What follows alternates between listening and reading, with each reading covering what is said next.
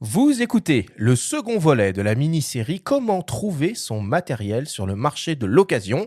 Et dans cet épisode, on s'intéresse au boîtier plein format.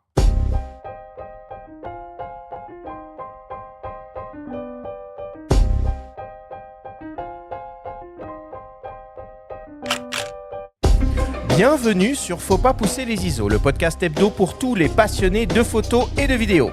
Je suis Arthur Azoulay, j'anime cette émission avec mon ami le journaliste Benjamin Favier. Pour le second épisode de notre mini-série Comment trouver son matériel sur le marché de l'occasion, on s'intéresse en compagnie du photographe Bertrand Bernager, ambassadeur Sony, au boîtier plein format, le rêve de très nombreux photographes et vidéastes. Quels sont les avantages d'un boîtier full frame? À quoi est-ce qu'il faut faire attention au moment de choisir? Quelles sont les meilleures options en fonction d'un budget? Voilà par exemple les questions auxquelles nous allons essayer de répondre. Cette mini-série est présentée par MPB, la plateforme de référence pour trouver du matériel photo et vidéo d'occasion, vérifié et garanti. Et bien c'est parti pour ce deuxième épisode de cette mini-série consacrée au marché de la photo d'occasion. Comment vas-tu, Benjamin? Salut Arthur, bah écoute, ça va très bien. J'aime bien moi ce concept de mini-série, c'est cool.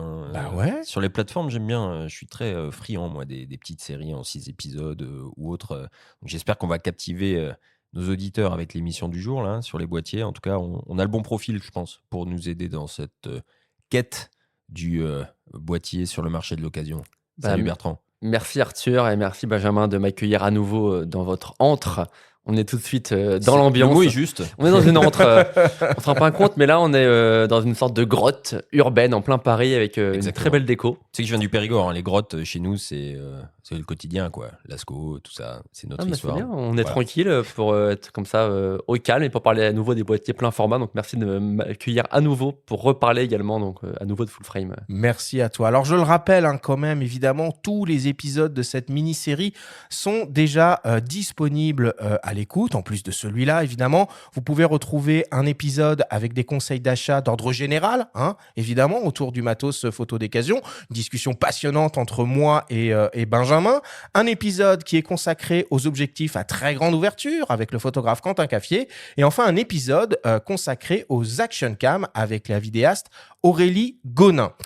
Bertrand, je te représenterai très rapidement à nos auditeurs. On t'avait reçu il y a quelques années, en saison 7, pour être très précis, sur une émission spéciale qui était consacrée au Sony Alpha 7R5, un boîtier full frame haut de gamme qui est toujours d'ailleurs au catalogue de Sony aujourd'hui. Tu es photographe professionnel basé à Paris, spécialisé dans la photo d'architecture, le reportage et la street photo, et ambassadeur Sony depuis plus de 8 ans.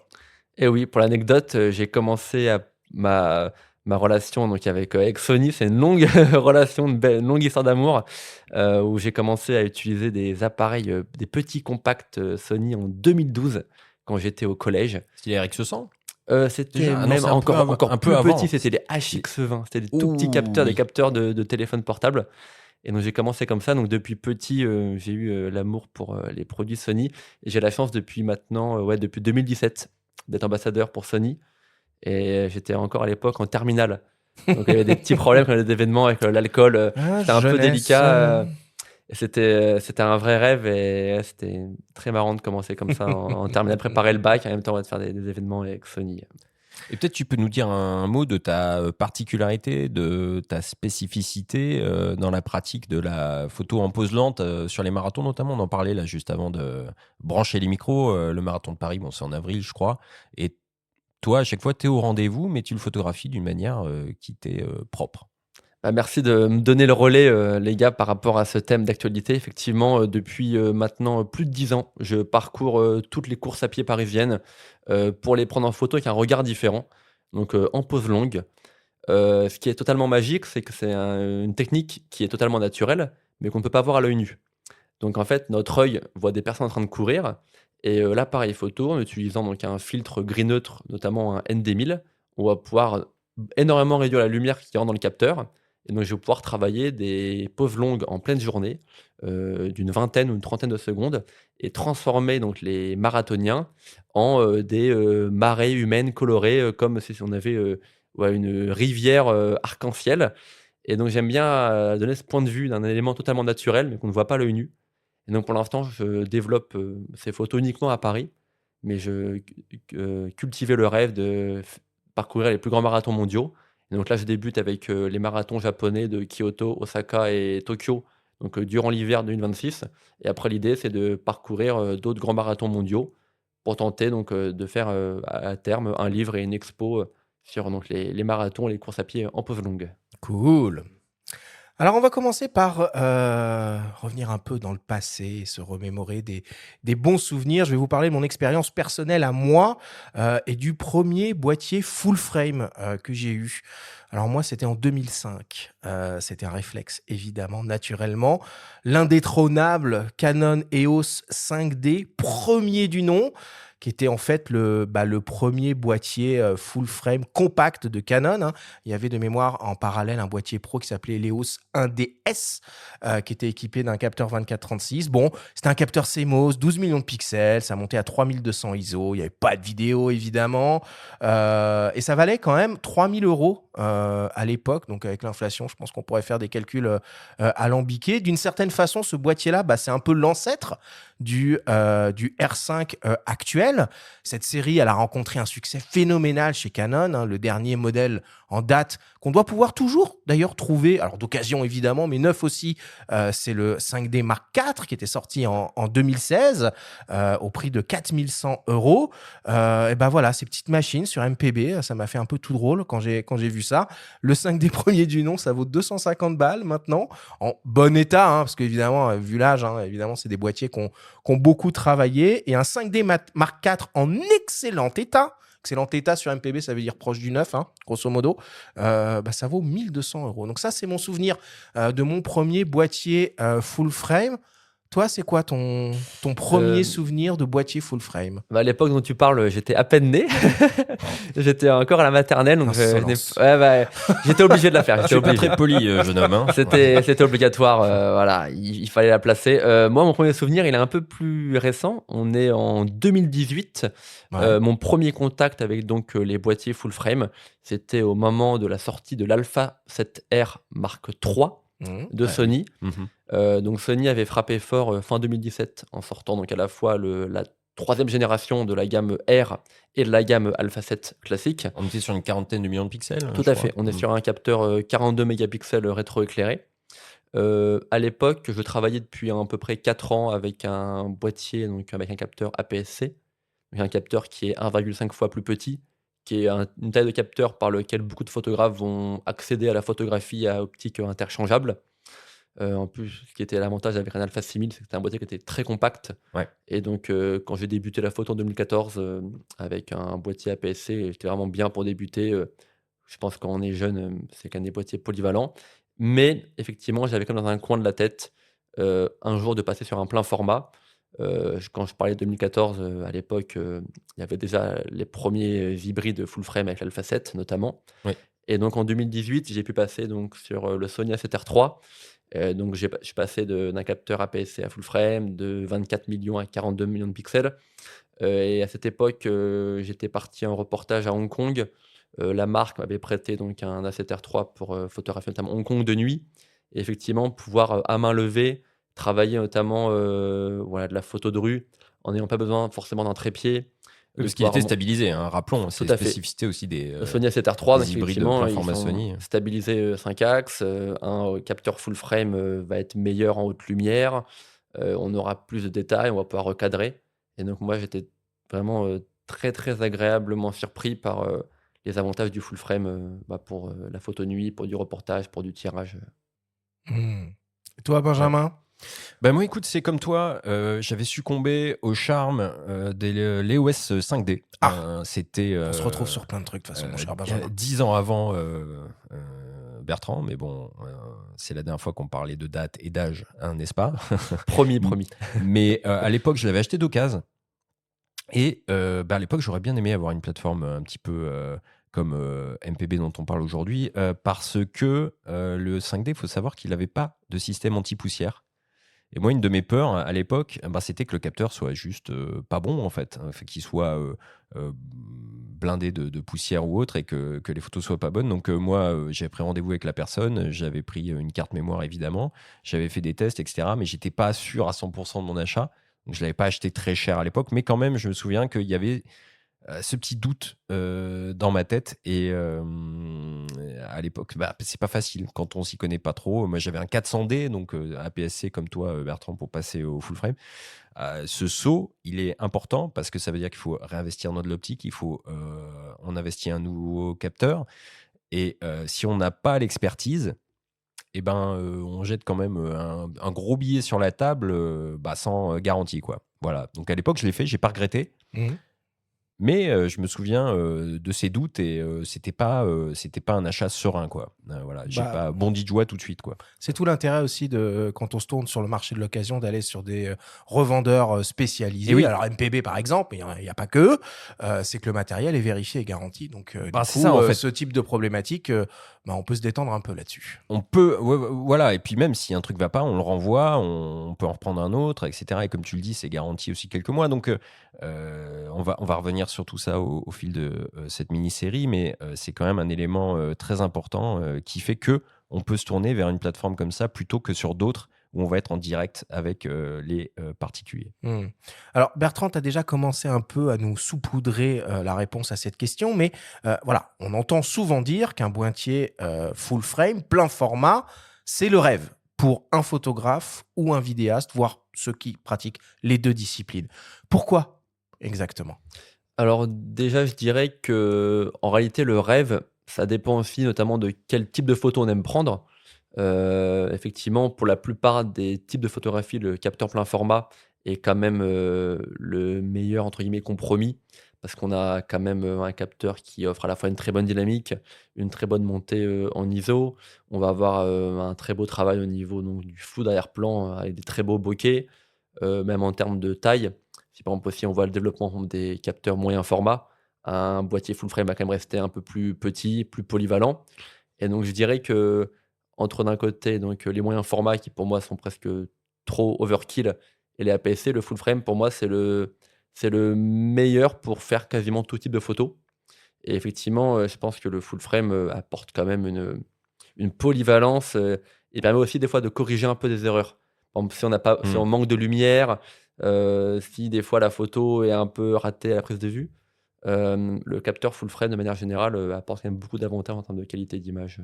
Ouais, et c'est encore plus vrai avec les hybrides, parce que on est arrivé à des compromis en termes de taille, encombrement qui sont assez épatants. Disons qu'au début, le micro 4 tiers était vraiment fantastique à ce niveau-là, parce qu'on avait des systèmes tout petits, la PSC, ça restait raisonnable. Le full frame, notamment le réflexe, on se disait « Ah, c'est lourd, c'est gros ». Aujourd'hui, avec des optiques, pas forcément ultra lumineuses, notamment chez Sony avec la monture E, on arrive à avoir des systèmes relativement compacts. Et puis, il y a toutes les assistances AF, etc., qui font que, malgré la taille du capteur, même avec de très faibles profondeurs de champ, ça devient difficile d'avoir une photo floue. Du coup, c'est devenu vraiment le format standard de référence, quoi. Puis il y a un côté un peu nostalgique, hein, c'est l'héritage de la photographie argentique 24-36 mm. Quand on utilise une focale sur un boîtier full frame, hybride ou réflexe d'ailleurs, on exploite C'est le vraiment standard. un 50 mm donne un 50 mm, quoi. Donc les effets de profondeur de champ, tout ça, Ouais. voilà, ça va dans ce sens-là. Benjamin, bon, évidemment, il y a les constructeurs qui proposent aujourd'hui des boîtiers full frame. C'est généralement des boîtiers assez haut de gamme, et c'est des boîtiers qui sont aussi souvent assez chers. Est-ce que tu peux rapidement nous faire un petit panorama de ce qui existe et pourquoi surtout c'est si cher? Alors oui et non, parce qu'il y a aussi des boîtiers qui sont devenus plus abordables paradoxalement. Alors je vais commencer par le plus abordable, c'est-à-dire par exemple on voit un Nikon qui sort l'année dernière en 2025 un Z5 II à un tarif absolument incroyable, c'est-à-dire moins de 2000 € avec des caractéristiques dignes d'un boîtier expert. De l'autre côté, effectivement, on a toute une série de produits ultra ambitieux, dotés de nouvelles technologies de capteurs. On entend parler de capteurs empilés, semi-empilés, etc. Donc, qui demandent plus de recherche et développement et qui, eux, vont être minimum à 3000 € boîtier nu et puis après beaucoup plus en fonction des catégories. Et là, oui, là, on peut parler de produits vraiment chers. De manière générale, le plein format est beaucoup plus cher que l'APS-C et le micro 4 tiers pour une raison évidente. C'est que le capteur, par rapport au micro 4 tiers et à l'APC va être respectivement 2 fois ou 1,5 fois plus grand en surface. Donc déjà, il faut payer aussi la matière première, faut le payer tout ça. Donc c'est tout à fait logique. Maintenant, on voit que autant les nouvelles technologies vont coûter en ressources et donc coûter plus cher, mais on trouve des boîtiers plein format ultra accessibles et alors surtout sur le marché de l'occasion. Hmm. Bertrand, tu connais un peu l'histoire du full frame chez Sony? Parce que bon, contrairement à des marques très historiques dans le domaine de la photo, comme Canon, Nikon, ou même Pentax. Pentax, Sony, d'une certaine façon, c'est un peu le petit dernier, quoi. Mais tu connais l'histoire du full frame de Sony? Alors oui, c'est vrai que alors déjà pour revenir un peu sur cet élément-là, Sony a quand même un lien avec, l'époque argentique, Avec l'histoire, tout avec à un fait, grand l'histoire. H. Tout à fait, en fait, avec donc les appareils, Konica Minolta, puisque la monture donc des appareils Minolta a été rachetée par Sony au début des années 2000. Donc Sony, quelque part, a quand même un héritage argentique. Et d'ailleurs, anecdote, le nom de la gamme Alpha vient des boîtiers Minolta Alpha 7 et Alpha 9. Donc la gamme Alpha, c'était le nom de la gamme Minolta au Japon. Et donc Sony a quand même des racines indirectes avec le monde argentique. Et effectivement, le premier full frame Sony, c'était en monture A de l'année 2000, c'était l'Alpha 900, il me semble. Réflexe donc. Réflexe. Alors, à l'époque, Sony se cherchait un peu, c'était un réflexe, mais très vite, ils sont passés sur un compromis. SLT. C'est ça, Oui, mais SLT. c'était encore. Mais Arthur a raison, les Alpha 800, Alpha 900, c'était encore des réflexes. C'était encore pour le des coup. réflexes, effectivement. C'était pas les miroirs semi-transparents. Mais on avait déjà qui sont l'impression arrivés juste que c'était pour eux un peu par défaut. Ouais. Mais on avait déjà l'impression qu'en fait, ils Qui voulaient aller de préparaient l'avant. le coup C'est d'après. ça. Ouais, tu as Je raison. me rappelle du viseur de l'Alpha 900, c'était Magnifique. dingue. Optique, hein, pour ceux qui nous écoutent, qui n'ont pas l'habitude. Ah, c'était un Le pentaprisme. viseur optique de Ah l'Alpha 900, il envoyait grave. Il était magnifique, oui. Et donc après, cet Alpha 900. Et donc après, effectivement, on a eu, il me semble, c'est l'Alpha 99 qui a été le premier donc SLT. SLT. Et là, on voyait clairement que c'était le dernier pas avant d'entrer dans le monde de l'hybride. Ouais. C'était une époque où, il faut se rappeler, à la fin des années 2000, il y avait beaucoup d'appareils compacts ou alors de réflexes, mais il n'y avait pas forcément un entre-deux. C'était soit, en fait, on avait peut-être les premiers viseurs électroniques, mais sur des boîtiers très entrée de gamme. Et si on voulait aller dans du haut de gamme, on avait forcément du réflexe. Et ensuite est arrivé donc, la gamme Alpha 7 premier du nom en 2013. Et c'est là vraiment qu'il y a eu le développement des appareils qu'on appelle mirrorless au début des années 2010. Et aujourd'hui, évidemment, cette série a continué et a évolué. Et on en est à l'Alpha 7 Mark V, qui a été annoncé il n'y a pas très longtemps. L'Alpha 7 R Mark V, lui aussi. La 7S3, la 9.3, la 1.2, la 7C2 et enfin la 7CR. Benjamin, on a évoqué ton premier boîtier full frame. Mais là, maintenant, j'aimerais que tu nous parles du boîtier full frame qui t'a toujours fait rêver et que tu as, un rêve que tu as assouvi ou pas, mais un truc qui t'a toujours un peu fait planer, quoi. Oui, c'est assez marrant. Il y a un boîtier ces dernières années qui m'a toujours accompagné très très souvent, que j'ai jamais acheté, mais énormément utilisé. C'est le Nikon D850 qui pour moi C'est une incarne merveille, ce truc. tout ce que pouvait faire un réflexe au superlatif. Pour moi, tout est bon dans ce boîtier, l'autofocus, le capteur, l'ergonomie. Alors aujourd'hui, si on pinaille, on va dire ah oui, il n'y a pas la stabilisation, mais enfin, il faut se rappeler que sur les réflexes, hormis chez Pentax notamment, c'était quand même eux qui avaient ce leadership-là sur les réflexes. Il y avait rarement cet attribut-là. Et très franchement, je n'ai pas mémoire d'avoir raté, alors si tant est qu'on utilise les bons réglages, d'avoir raté des prises de vue avec ce boîtier dans des circonstances parfois par moins 30 ou à certains endroits plus ou moins, on va dire, tolérants pour le matériel. Franchement, je me suis régalé avec ce boîtier-là et je n'ai jamais succombé, mais parce que ça reste quand même des tarifs assez élevés aussi. Et puis, comme j'ai dit tout à l'heure, j'avais été sur le 5D d'abord, donc ça veut dire que j'avais des optiques d'une autre marque. Donc, faire le saut, on va en parler au cours de la mini-série, ça se calcule aussi, c'est un budget. On ne change pas de monture comme ça. Mais j'avoue que c'est resté, je peux le dire, oui, le boîtier un petit peu fantasme. Si j'avais dû, comme ça, jeter mon dévolu sur un modèle, j'aurais pris celui-ci à coup sûr. Et combien ça vaut aujourd'hui un D850 Ah bah, d'occasion, du coup? Un D850 d'occasion, aujourd'hui, on peut en trouver autour à moins de 2500 euros, selon l'état, hein, évidemment, selon l'état dans lequel il va être. Hein. Sur MPB notamment, on va classifier en excellent, bon, usé, le nombre de déclenchements. Sur les réflexes, c'est à prendre en compte. Aujourd'hui, un Nikon Z8 ou Z9, ce sont des boîtiers qui sont dépourvus d'obturateurs mécaniques, donc la question ne Bon, se ils ont pose tout plus. enlevé sur les hybrides, de toute façon. Tous les trucs cool, Alors, ils les ont enlevés. Pas sur tous, mais il y a la plupart des hybrides ont encore des obturateurs mécaniques, donc ça compte le nombre de déclenchements. Mais sur ces modèles-là, il se trouve que non.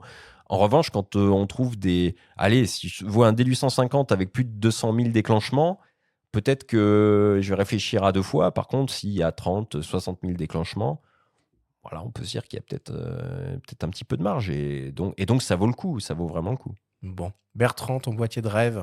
Ah bah alors mon boîtier de rêve, je me rappelle à l'époque où était sorti, l'Alpha 9 premier du nom. Donc l'Alpha 9, c'est le boîtier sportif, capteur empilé de Sony.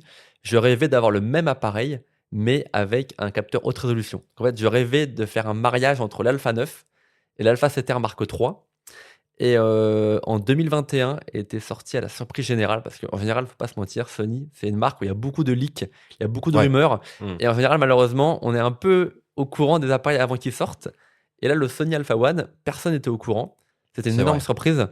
Et d'avoir un capteur qui est à la fois donc un capteur empilé. Un capteur empilé, on a de la RAM derrière le capteur. Et en fait, le capteur continue d'écrire la photo ligne par ligne, mais il écrit la photo ligne par ligne 20 à 30 fois plus vite.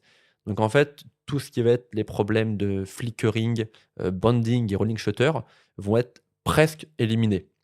Et donc l'Alpha One, c'était un capteur à la fois sportif et haute résolution. Donc en fait, on pouvait répondre à toutes les commandes. Et par exemple, moi, dans mon métier de photographe indépendant, bah, des fois, la vie de freelance, on doit parfois répondre oui à des commandes très variées. Et donc avec un boîtier comme l'Alpha One, moi, je peux faire de l'événementiel, de l'architecture, du sport, de la vidéo. Et donc c'est des boîtiers polyvalents où avec un boîtier, tu peux presque tout faire. Et donc j'avais rêvé de ce boîtier. Il est sorti là maintenant, il y a l'Alpha One Mark II, qui est le nouveau vaisseau amiral de chez Sony, qui me fait très rêver, que je vais pouvoir tester pour la première fois en reportage pendant un mois au Japon. Et c'est vraiment mon rêve parce qu'en fait, c'est un boîtier où tu peux presque tout faire et tu n'as plus vraiment de compromis. C'est-à-dire que dans un coin de ta tête, tu n'as plus l'idée, ah bah peut-être que mon boîtier va être limité sur tel domaine. C'est vraiment tout en un. Et après, peut-être parenthèse sur un boîtier à une époque où je n'étais pas encore né. On va reparler à nouveau d'âge. C'est un boîtier argentique Mm. qui avait été développé entre Hasselblad et Fujifilm, qui est le Hasselblad X-Pan. Ouais, là, on remonte beaucoup. Ah, c'est. Non, c'est, je crois que c'est 96, un truc comme ça. Enfin, Ouais, ouais. fin 90. Oui. Et en fait, c'est un boîtier argentique un peu unique parce qu'en fait, c'est un boîtier donc full frame, 35 mm, mais où on peut, sur la même pellicule, faire des photos en 24-36 ou en 24 par 65. Donc faire de la photo panoramique sur un full frame argentique. Alors malheureusement, aujourd'hui, la cote, on est, je crois, à 4000 euros avec le 40 mm. J'en ai pas vu, je sais pas, voir sur MPB, peut-être qu'il y en a. En Très tout cas, dur à trouver parce que figure-toi que j'ai un peu le même rêve que toi. le sur X-Pan en l'argentique. argentique. Alors, Ouais. enfin, moi, j'ai le Leica M5, mais bon, ça c'est encore un autre Très sujet, bien. mal aimé d'ailleurs, mais un boîtier que moi j'aimais énormément, qui est d'ailleurs sur MPB. Celui-là, par contre, je l'ai vu. Mais le X-Pan, attention, très très difficile à trouver. Hein. Et d'occasion, comme tu dis, sa cote a flambé ces dernières années, tout comme certains boîtiers argentiques, quoi. Voilà.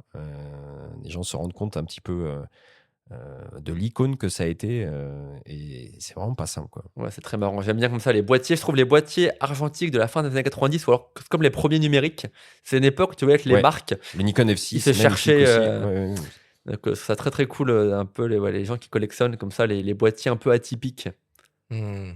Alors moi, ce qui m'a toujours fait fantasmer, bah, c'est les séries 1DX chez Canon, toujours. Tu vois, moi, je fais pas d'infidélité. Benjamin, bon, la série des 1DX, c'est la gamme Pro, hein, donc c'est ces énormes boîtiers monoblocs avec un rappel des commandes en orientation portrait. C'est lourd, c'est massif, c'est indestructible, ça a une prise en main absolument complètement dingue.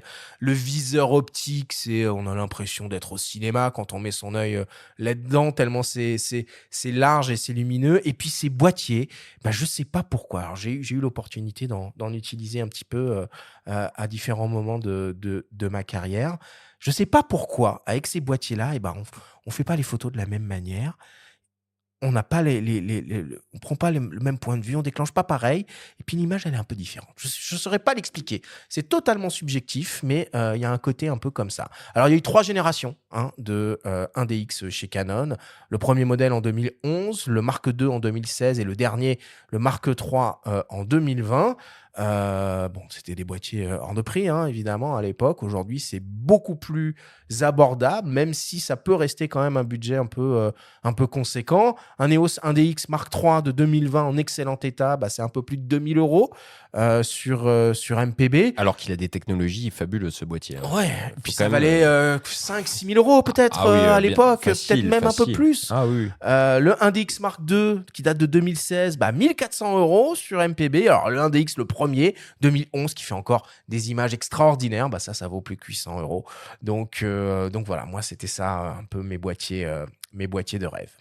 Bon, on va donc partir du principe qu'on souhaite s'équiper de son premier boîtier full frame d'occasion. Le choix est naturellement immense, on l'a vu, entre les hybrides numériques, les réflexes numériques, et puis même si on ouvre ça au monde de l'argentique. On va donc se pencher sur les critères à prendre en compte pour un peu affiner sa sélection. Benjamin, la première question à se poser, tu l'as un peu souligné, c'est la monture. Alors, au fil des années, quand même, je révise un peu ce truc-là. Je le nuance. Oui, évidemment, de manière rationnelle, c'est la monture. Mais je trouve qu'il y a un élément qui est quand même tout aussi important à mes yeux, surtout si on part du principe qu'on part d'une feuille blanche. Ça reste l'ergonomie aussi. C'est-à-dire que aujourd'hui, si on se pose la question d'investir dans un hybride plein format, si on raisonne que par la monture, on va chez Sony, quoi. Parce que Sony, aujourd'hui, offre le plus large choix en termes de monture ouverte. Moi, à titre perso, des fois, les boîtiers Sony, c'est pas forcément ceux avec lesquels je me sens le plus à l'aise en termes de prise en main ou en naviguant dans les menus, etc., etc. Et je trouve que ça, c'est un point ultra important parce que c'est ce qui fait que on va avoir envie au quotidien de sortir, d'utiliser son appareil quand même. Donc, il faut s'y sentir bien, s'y sentir à l'aise. Et c'est pour ça, heureusement, qu'il y a plusieurs offres disponibles. Donc, je dirais monture, oui, mais du coup, dans la monture, regardez peut-être déjà le type de focale, d'objectif dont on aura besoin. Mais surtout, allez d'abord prendre en main les différents boîtiers des différentes marques et sentir, naviguer un peu dans les menus. Est-ce qu'on se sent à l'aise? Est-ce qu'on se sent à la maison ou pas? Voilà, pour moi, je mettrais ça au même niveau. Alors, tu as évoqué la monture Sony E comme étant la plus ouverte dans le domaine de l'hybride. Et dans le domaine du réflexe, c'est quoi les montures les plus ouvertes?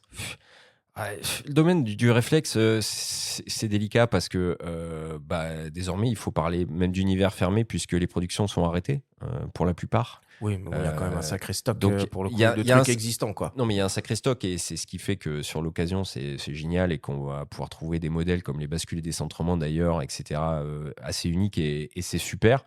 Canon et Nikon ont les deux parcs optiques les plus étendus et le plus large choix, sans contestation possible. Je veux dire, à ce niveau-là, c'est pléthorique. Et avec des alternatives chez Sigma et Tamron dans ces deux montures, Évidemment, le EF et le F. Et évidemment. Les constructeurs tiers, des Samyang, des Sigma, des Tamron, et il y a un choix qui est vraiment pléthorique et de qualité. Ce qui fait que, quand je parlais tout à l'heure du Nikon D850, si aujourd'hui on achète ce boîtier-là, on a un choix colossal en matière d'optique, avec donc cette petite nuance que il faut être conscient qu'il n'y aura peut-être pas toujours possibilité de le réparer, parce que qui dit production arrêtée dit parfois, au bout de certaines années, impossibilité de réparer certains modèles puisque certaines pièces ne sont plus disponibles. Bon, on comprend bien, il y a deux univers qui s'offrent à nous sur le marché de l'occasion, donc l'univers du réflexe, l'univers de l'hybride. Bertrand, est-ce que tu pourrais nous éclairer finalement sur les différences d'usage entre ces deux typologies d'appareils, selon toi, les avantages et les inconvénients de l'un comme de l'autre? Je dirais déjà une grande différence en termes de poids. Même moi, je commence à voir que même en hybride, le sac à dos est lourd. Donc en réflexe, le sac à dos est encore plus lourd. Ça, c'est un premier élément important, que à la fois les boîtiers réflexes sont plus lourds et même les optiques réflexes sont plus lourdes. En parlant de lourdeur, il y a aussi l'effet que les capteurs réflexes ne sont pas mécaniquement stabilisés.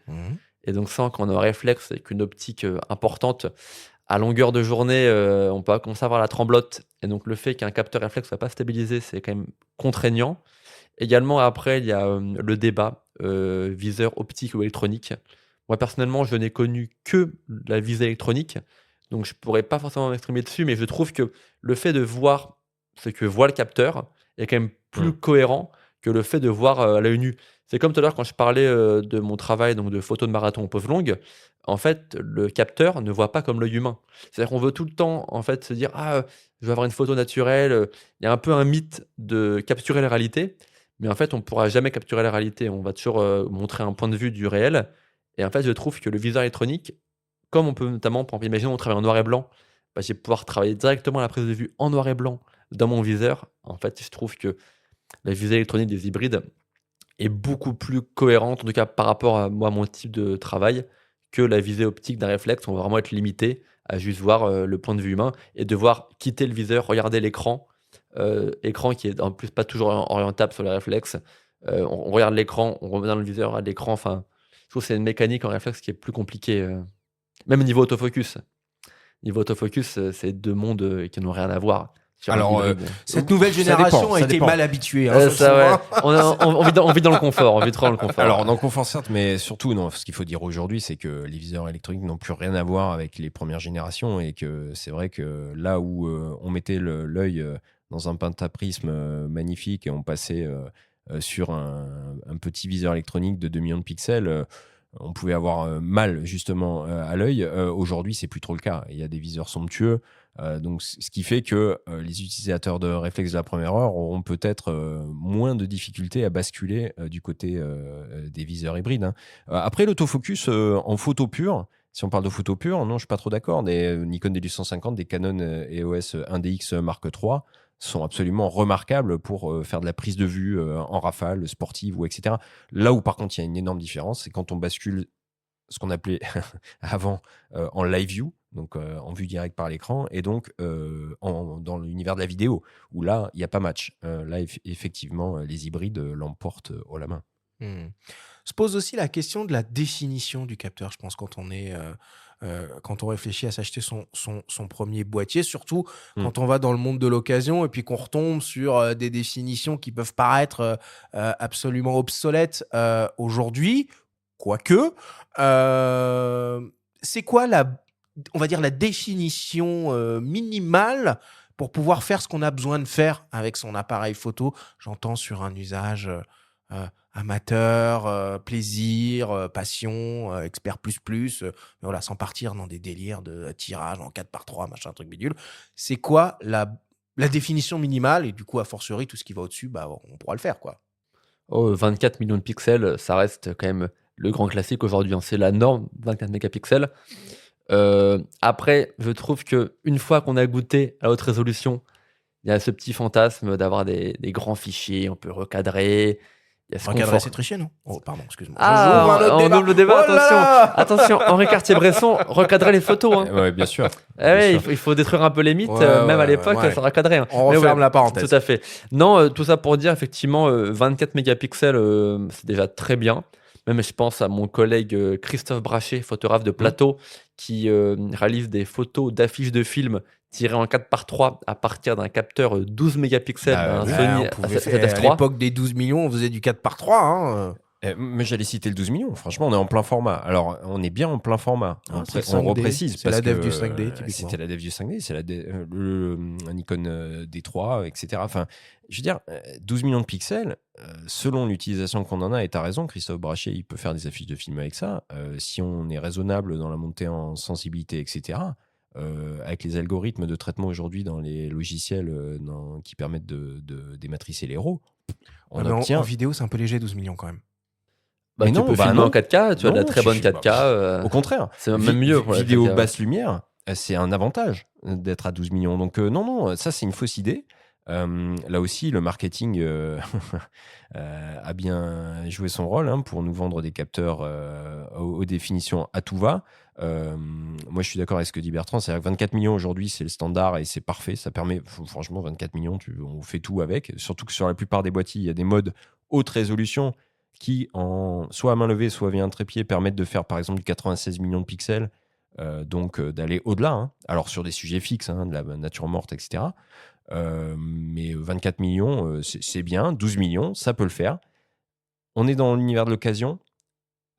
Donc, précision, si on va vers un boîtier comme un 5D à l'époque qu'on a cité, qu'on achète sur MPB, ou si on va sur un D3 ou etc., pensez au stockage, pensez aux cartes mémoire.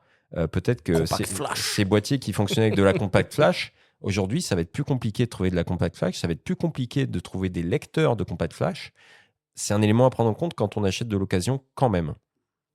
Et également, on parle de capteur, mais il y a également un élément qui est important qui va de concert avec le capteur, c'est l'optique. Évidemment. Un bon capteur n'est rien sans une bonne optique.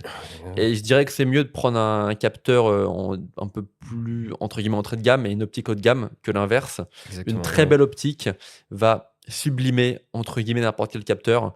Et là, typiquement, sur un boîtier d'occasion, vous mettez ça avec un beau caillou, une belle focale fixe, par 50 mm 1.4, et vous allez pouvoir révéler de magnifiques capteurs. Et c'est important quand même. C'est toujours avoir un mariage des deux univers.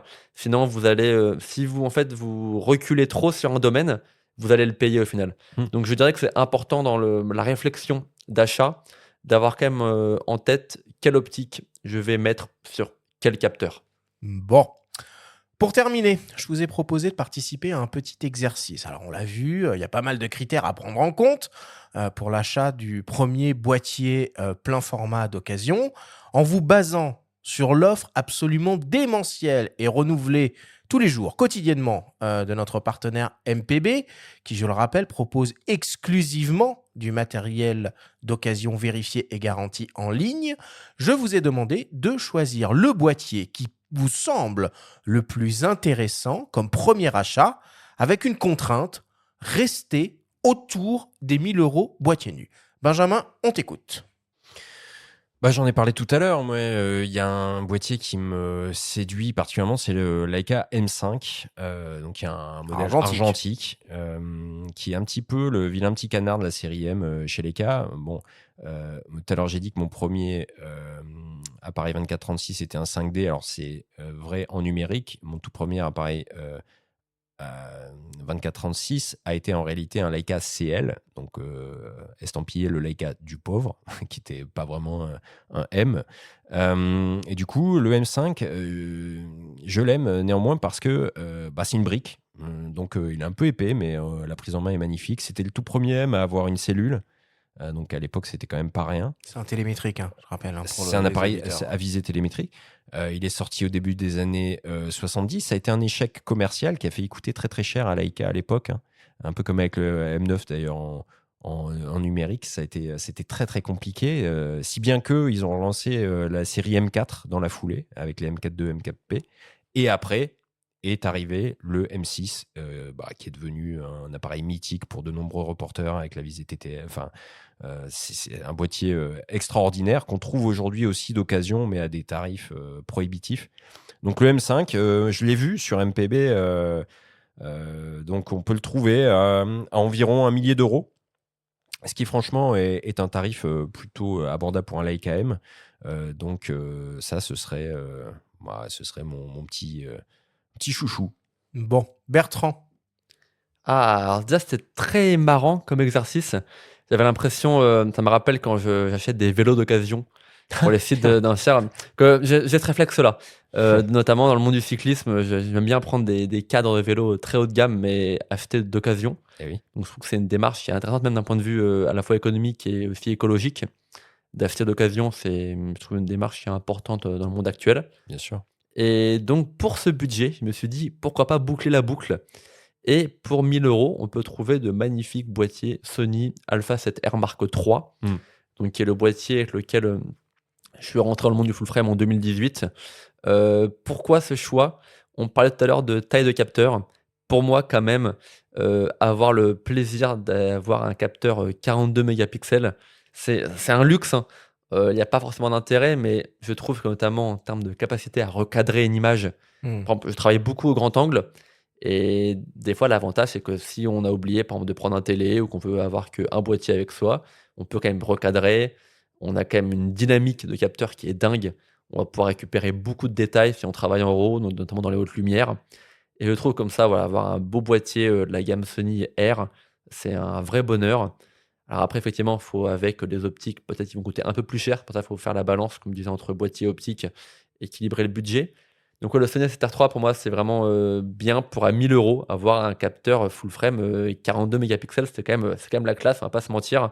Ou alors, option numéro 2, si on recherche un capteur plein format, dans un format vraiment miniature, il y a également la gamme Sony Alpha 7 Compact. Donc l'Alpha 7C, qui est un boîtier qui pèse, je crois, dans les 500 grammes, qui est tout léger, qu'on peut oublier presque au fond d'une poche de manteau, si on le met avec une optique fixe. Et je trouve que c'est bien parce qu'en général, un boîtier full frame va quand même être plus grand qu'un boîtier APS-C, et on va souvent devoir se trimballer forcément un sac à dos photo, plusieurs optiques. Et là, le Sony Alpha 7C, bah, je trouve qu'en fait, il enlève beaucoup de contraintes. On l'oublie. Si on prend la version qui est argentée, on lui met un petit caillou un peu rétro, comme par Le les petit optiques 40 compactes. mm Ouais, f2.5G c'est là, ça. chez Sony, très sympa. Ouais, les focales Ça- fixes ouais, compact ça fait G un beau combo pour la street photo. avec le pare-soleil rétro rond. Mm. Tu prends un Alpha 7C compact, on pourrait presque le prendre de loin pour un Leica, quoi. Ouais, c'est vrai. Alors de loin. De loin, oui. Mais oui. Mais Alain de loin. Mais tu as raison. Ah oui, je suis d'accord. Et donc, ouais, je trouve qu'en fait, on oublie un peu cette gamme Alpha 7 compact. Et je trouve que si on veut un boîtier léger, pour voilà, comme soit un boîtier B ou un boîtier principal, quand on veut quelque chose de compact pour partir en randonnée ou en vacances, c'est un très très bon compromis. Bon. Alors moi, en ce qui me concerne, je vais recommander un réflexe. Il y a un réflexe Canon pour 1000 balles, le 5D Mark IV, un modèle qu'on a déjà évoqué, sorti en 2016, capteur CMOS, full frame évidemment, 30 millions de pixels, le dual pixel AF pour le live view et la vidéo, 7 images par seconde, vidéo 4K 30p, viseur optique 100%, une merveille, un boîtier compact, extrêmement bien construit, costaud, alliage de magnésium, tropicalisé et un double slot de carte mémoire et ça vaut 1000 euros en état excellent sur MPB. Je rappelle qu'un état excellent sur MPB, c'est quasiment neuf. Donc moi, ce serait ça ma reco.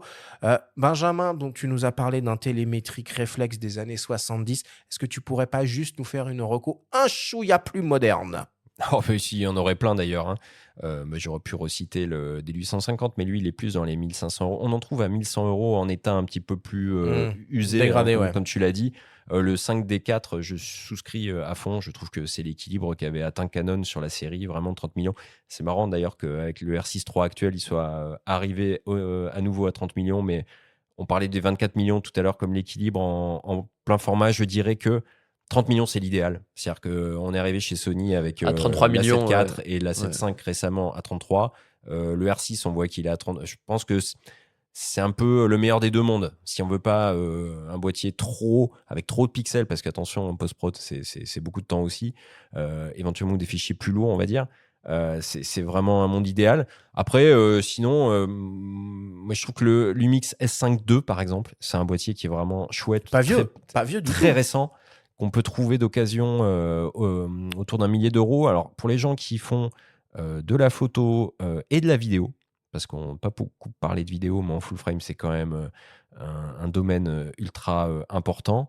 Je trouve que c'est un excellent choix. Alors, n'allez pas chasser de la gazelle au plein galop. Enfin, voilà, l'autofocus, c'est pas le point fort de ce boîtier sur de l'action, par exemple. Mais pour tout le reste, là, on a un super appareil hyper bien construit et ça permet d'investir après dans une optique de la monture L très vaste, avec notamment chez Sigma. On a fait une émission spéciale autour de l'univers Sigma, des optiques magnifiques dans toute la série e-contemporary avec des bacs de diaph, des parcelets en métal, etc., une ergonomie aboutie. Donc, Bertrand l'a dit, ça permet aussi, l'occasion c'est vertueux et ça permet aussi d'accéder après à des optiques de qualité. Ça reste le plus important que le boîtier. Et on va conclure là-dessus.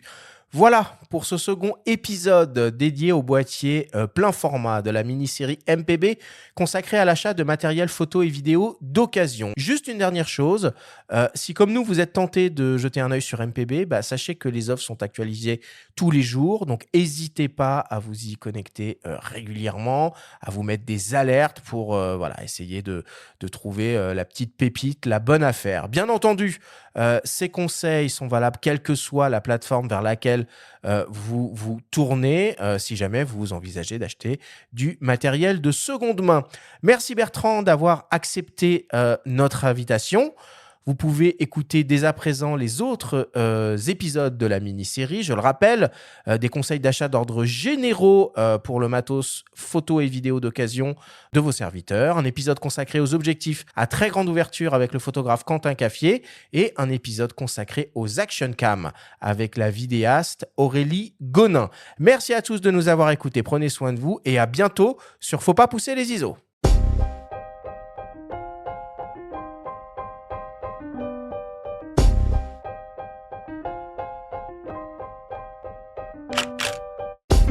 C'était Faut pas pousser les ISO, le podcast entièrement dédié à l'image pour tous les passionnés de photos et de vidéos. Retrouvez Arthur Azoulay, Benjamin Favier et leurs invités pour parler de sujets matos, techniques et inspiration. Cette mini-série est présentée par MPB, la référence pour acheter ou vendre du matériel photo et vidéo d'occasion, l'esprit tranquille. Abonnez-vous à notre chaîne et retrouvez l'intégralité de nos émissions sur toutes les plateformes d'écoute comme Spotify, Apple Podcasts, Deezer, Amazon Music et YouTube. Faites de la photo et n'oubliez pas, faut pas pousser les ISO.